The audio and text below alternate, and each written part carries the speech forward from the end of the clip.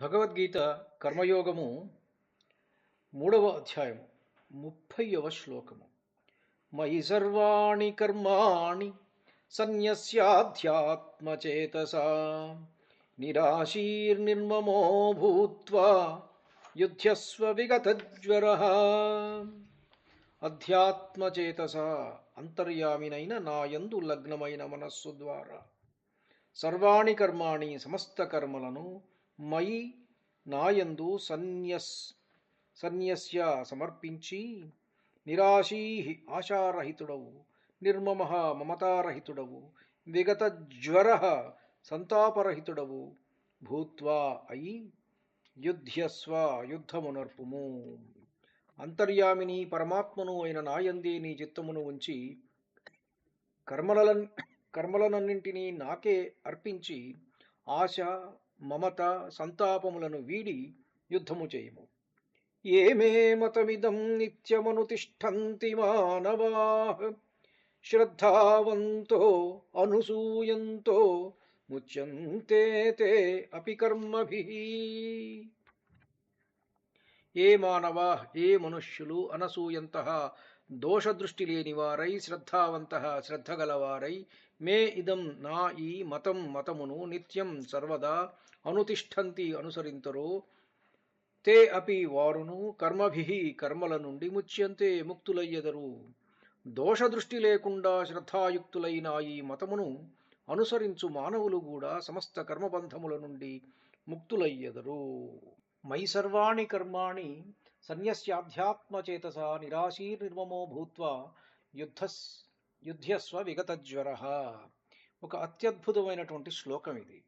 ఈరోజు ఉన్నటువంటి ప్రస్తుత పరిస్థితుల్లో మనం చూసేటువంటి ఒత్తిడులను వీటి దృష్ట్యా దీనిని గనక మనం కాస్త విశ్లేషించుకున్నట్లయితే స్ట్రెస్ రిడక్షను ఎట్లా చేసుకోవచ్చు, how to make the stress zero అంటే విగత జ్వర అంటే జ్వరము లేకుండా ఉంటాం. ఈ జ్వరం వచ్చినప్పుడు ఏమవుతుంది? తాపం, టెంపరేచర్.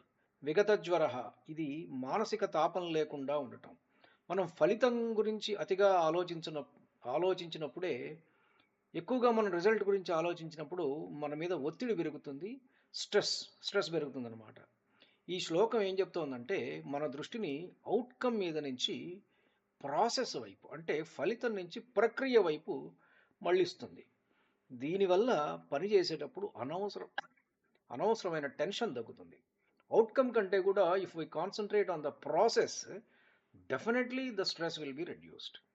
అలానే రెసిలియన్స్ అపజయాన్ని తట్టుకునే శక్తి అనమాట. నిరాశీ ఎందువల్ల వస్తుంది అపజయాన్ని తట్టుకునే శక్తి అంటే ఫలాపేక్ష లేకపోవటం. జయమైనా అపజయమైనా ఒకటే అనేటువంటి కాన్సెప్ట్లో ఉండి జాగ్రత్తగా పనిచేసినప్పుడు అపజయాన్ని తట్టుకునే శక్తి వస్తుంది కదా.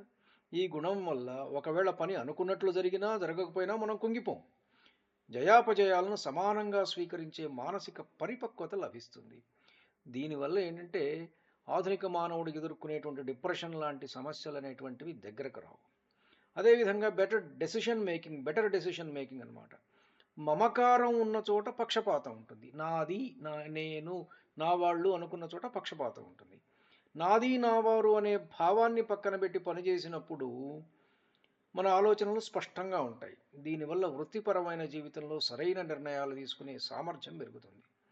అలానే ఫ్రీడమ్ ఫ్రమ్ ఈగో, అహంకారం నుంచి విముక్తి అనమాట. మయి సన్యస్య నాకు అర్పించు అని చెప్పడం ద్వారా మనలోని అహంకారం తగ్గుతుంది. అంతా నేనే చేస్తున్నాను అనే భారం మన మనస్సుల్లో నుండి తొలగిపోయి మనని మనం ఒక నిమిత్త మాత్రుడిలా భావించడం వల్ల మనస్సు తేలికబడుతుంది.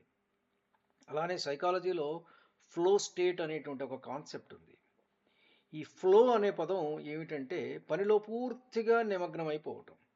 ఈ గీత చెప్పే అధ్యాత్మచేతస అంటే ఏకాగ్రతతో కూడిన బుద్ధి అదే స్థితిని కలిగిస్తుంది. ఫ్లో స్టేట్లోకి వెళ్ళిపోతాం మనం. దీనివల్ల పనిలో నాణ్యత పెరుగుతుంది మరియు పని పట్ల సంతృప్తి కూడా పెరుగుతుంది మనిషికి. ధన్యుణ్ణి. నమస్కారం. మీ ఊటుకూరు జానకి రామారావు.